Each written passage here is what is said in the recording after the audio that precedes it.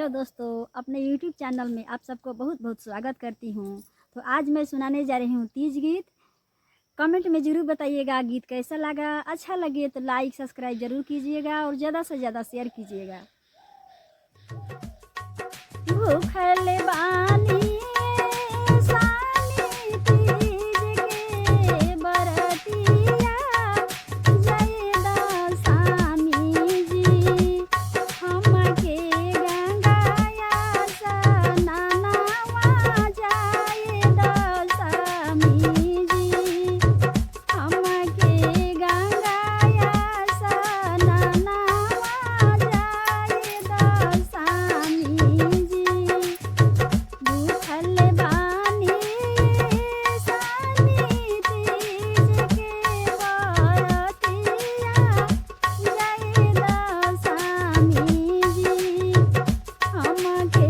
गंगाया स्नानिया जय दसामी जी हमके गंगाया स्नानिया जय दसामी जी कैसे में जई बुधानी गंगाया स्नानिया भादौआ मासेना कैसे के जई बुधानी गंगाया स्नानिया भादौआ मासेना उजे गंगा बही आइली भादौआ मासेना गंगा मारली लहरिया भादौआ मासेना सब सखिया मिलिया रने हाई हनकी हमहु संगवाना सब सखिया मिलिया रने हाई हनकी हमहु संगवाना सामिया रे हाई बुकी हमहु संगवाना सामी जिया रे हाई बुकी हमहु संगवाना गंगा ने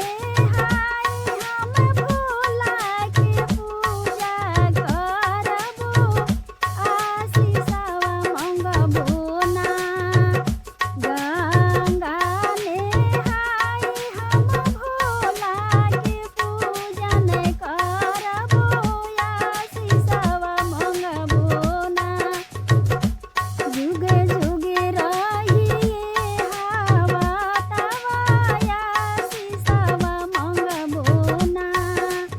जुग जुग रहिए हवा तवाया सीसवा मंगबो ना गंगा ने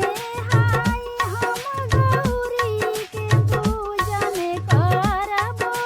आशीषवा मंगबो ना बनल रही सुर हो सिंगारवा आशीषवा मंगबो